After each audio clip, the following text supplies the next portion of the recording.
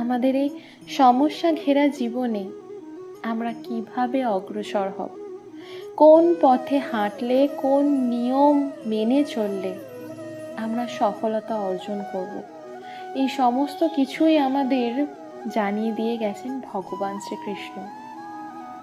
তিনি তার অনেক বাণীর মাধ্যমে আমাদের বোঝানোর চেষ্টা করেছেন যে কিভাবে আমরা আমাদের জীবন শৈলীকে সুন্দরভাবে এগিয়ে নিয়ে যেতে পারি। তাহলে চলুন আজকে আমরা ভগবান শ্রীকৃষ্ণেরই কিছু বাণী নিয়ে আলোচনা করি, ওনার দেখানো পথ নিয়ে আলোচনা করি, আমাদের জীবনকে সুগঠিত করার চেষ্টা করি। তাহলে আর বেশি দেরি না করে শুরু করা যাক। ধন, সম্পদ, ঐশ্বর্য মানুষ হয় নিজের সৌভাগ্যের দ্বারা এগুলোকে লাভ করে থাকে বা কর্মের দ্বারা। সৌভাগ্য আসলে কি? গ্রহের দশা যা প্রত্যেক মুহূর্তে বদলাতে থাকে। কর্মের মাধ্যমে যখন আপনি ধন অর্জন করেন, তখন সেই ধন আপনার আগামী প্রজন্ম লাভ করে। সেটা হয় সে ভোগ করে বা তার জন্য তার ভোগান্তি হয়। আর এটা নির্ভর করছে আপনার কর্মের উপরে। কি কর্ম করেছেন আপনি সেই ধনকে লাভ করার জন্য? যদি আপনি সৎ পথে চলেন, নিষ্ঠা করে আপনি কর্ম করে থাকেন এবং তার ফলে আপনি ধন অর্জন করে থাকেন, তাহলে আপনার আগামী প্রজন্ম সেটা ভোগ করবে, সেটা প্রয়োগ করবে নিজের বিকাশের জন্য।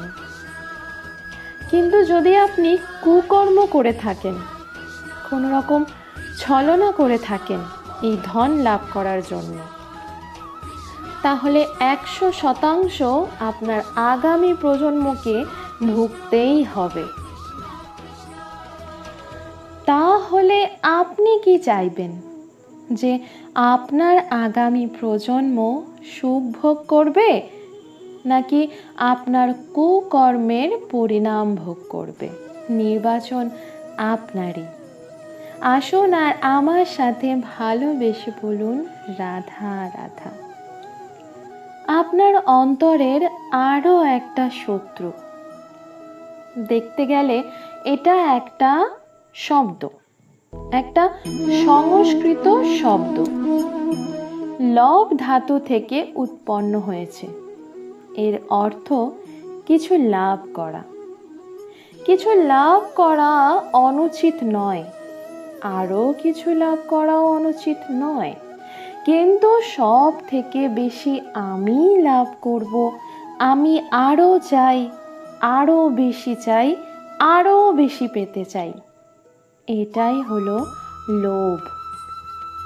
আর এই লোভ যখন গ্রাস করে, তখন আপনি যা পেতে চান, সে ধনই হোক বা মনই হোক, তা অর্জন করার জন্য মানুষ যে কোনো স্তরে পৌঁছে যেতে পারে। যদি মানুষ ধন অর্জন করতে চায়, তাহলে তার জন্য তারা অধর্মের পথেও চলতে যেতে পারে। যদি সম্মান অর্জন করতে চান, তাহলে অন্য মানুষকে ছোটও করতে পারেন। শেষ পর্যন্ত আপনার এটা মনে হতে পারে যে যদি একটু অল্পই প্রাপ্ত করতাম, কিন্তু ভালোবেসে প্রাপ্ত করতাম, এই জীবন আরো অনেক বেশি সুখী হতো। লোভ আপনার মনে, আপনার জীবনে কখন যে প্রবেশ করবে আপনি জানতেও পারবেন না। তাই এটা চিনতে শিখুন আর তৎক্ষণাৎ জীবন থেকে বাইরে ফেলে দিন। যা কিছু লাভ করতে চান তা ভালোবেসে লাভ করুন, আর সেই ভালোবাসার সাথেই বলুন রাধা রাধা। জীবনে ক্ষমা চাওয়া, তাও কিছুটা সহজ। ক্ষমা করতে পারা অত্যন্ত কঠিন। ক্ষমা 2 অক্ষরের এই শব্দ হতে পারে, কিন্তু অত্যন্ত বড় এই শব্দ। অত্যন্ত গুরুত্বপূর্ণ এই শব্দ। কখনো কখনো অন্য কাউকে ক্ষমা করে দেওয়া তাও কিছুটা সহজ কাজ, কিন্তু নিজেকে ক্ষমা করতে পারা অত্যন্ত কঠিন হয়ে যায়। অতীতে যদি আমাদের এমন কিছু ভুল হয় যে কারণে আমরা নিজেকে ক্ষমা করতে পারি না, অনেক সময় এমন কিছু ভুল করে বসি যে বিষয়ে শুধু আমরাই জানি, কিন্তু আমরা নিজেকে ক্ষমাই করতে পারি না, আর আমাদের বিকাশ সেখানেই স্তব্ধ হয়ে যায়। কারণ আপনি যদি ক্ষমা করতে না শেখেন, নিজেকে ক্ষমা যদি না করতে পারেন, তাহলে তা আপনার জীবনে সব থেকে বড় বাধা হয়ে দাঁড়াবে। সেই জন্য জীবনে অবশ্যই শিখুন যে নিজেকে কিভাবে ক্ষমা করতে হয়, আর শিখুন যে আগের করা ভুল কি করে না করা যেতে পারে। এই মন হালকা হবে আর প্রসন্ন হয়ে বলবে, রাধা রাধা। এই সংসারে যখনই কোনো সমস্যা আসে, তখন আমরা আমাদের সব থেকে বড় সম্বলের কাছে আশ্রয় খুঁজি। সেটা হলো আমাদের বিশ্বাস।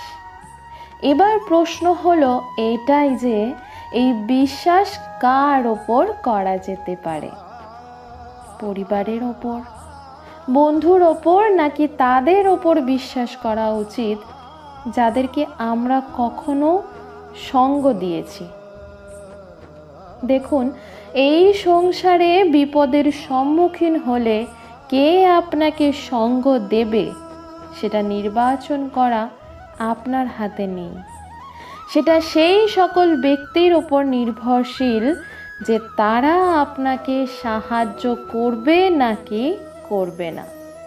অর্থাৎ যখনই কোনো বিপদ আসে, সর্বপ্রথম তার সম্মুখীন আমাদেরই হতে হয়, আর তার জন্য প্রস্তুত থাকা প্রয়োজনীয়।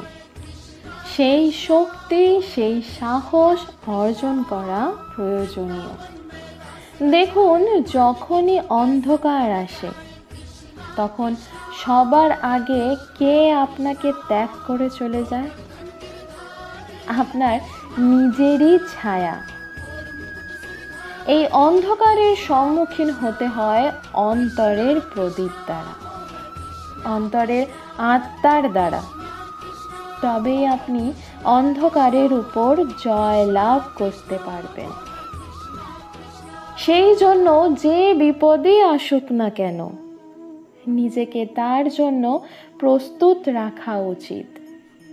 এই সাহস নিয়ে আসুন, এমন কোনো বিপদ নেই যে আপনাকে ভেঙে দিতে পারে।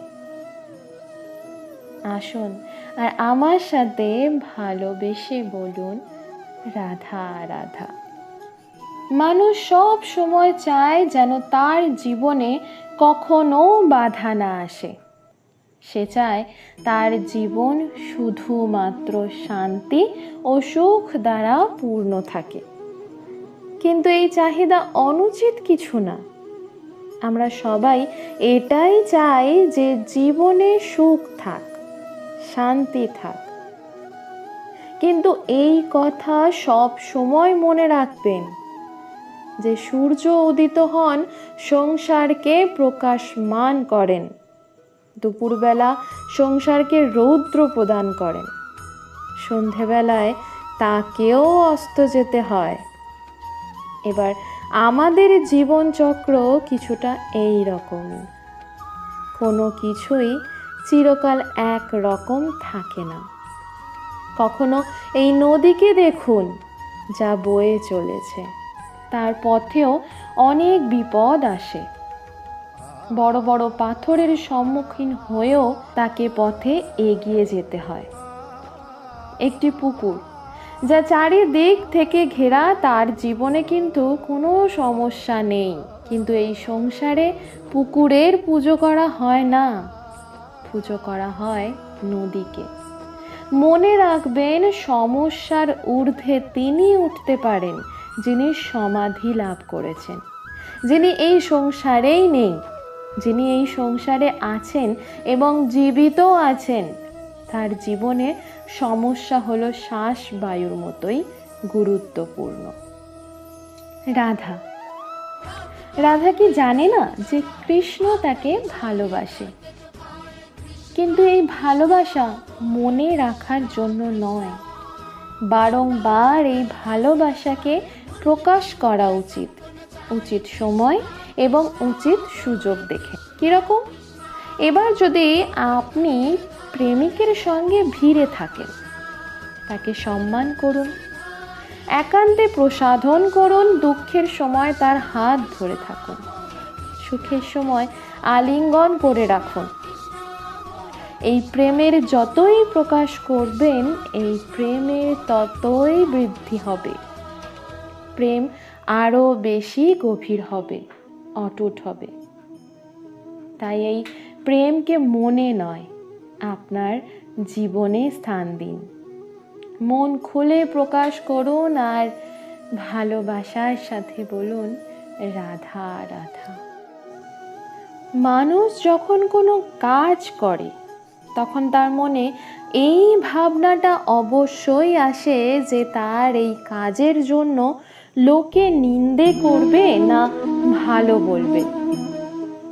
এই বিষয়ে ভাবতে ভাবতে ওনারা এইটাই ভুলে যান যে নিন্দা এবং প্রশংসার বিষয় ভেবে ওনারা নিজের একাগ্রতা এবং সমর্পণ দুটোই হারিয়ে ফেলেন।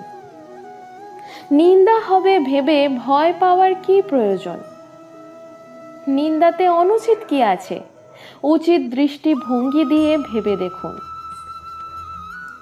নিন্দা এবং প্রশংসা এই দুটোই হলো অনিবার্য। নিন্দা যখনই হয়, যে যাই বলুক না কেন, আপনি একটা সুযোগ লাভ করেন, একটা সুযোগ নিজের ভুল বুঝতে পারার আর সেটা শুধরে নিতে পারার। নিজের পথ বদলে নিতে পারেন আর সাফল্যের পথে অগ্রসর হতে পারেন। একটা শিক্ষা পাওয়া যায় এই নিন্দা দ্বারা। আর যখন প্রশংসা লাভ হয় তখন আমাদের মন আনন্দে ভরে ওঠে। এই দুটোই অত্যন্ত প্রয়োজনীয় শিক্ষার জন্য। নিন্দার এবং প্রশংসার এই খেলায় জীবনের অঙ্কটা বদলে ফেলবেন না, সেটা অনুচিত হবে। কারণ জীবন না শুধু নিন্দার বিষয় আর না শুধু প্রশংসার। জীবন হলো আত্মিক সুখের বিষয়। যখন আপনি কোনো শ্রেষ্ঠ কাজ করেন, আপনার মন আপনাকে বলে দেবে যে আজ আপনি কোনো শুভ কাজ করেছেন। সেটাই হলো আত্মিক সুখ, এটাই হলো জীবন। তাই নিন্দার মাধ্যমে যে দুঃখ জীবনে আসে বা ফেলে আসা অতীতের জন্য আপনার জীবনে যে দুঃখ আসে, সেগুলিকে ভাবা বন্ধ করে দিন আর কর্ম করুন এই বর্তমানের জন্য, আগামী ভবিষ্যতের জন্য। আর ভালোবেসে বলুন রাধা রাধা। আজ এই পর্যন্তই থাক, আবার দেখা হচ্ছে পরের ভিডিওতে।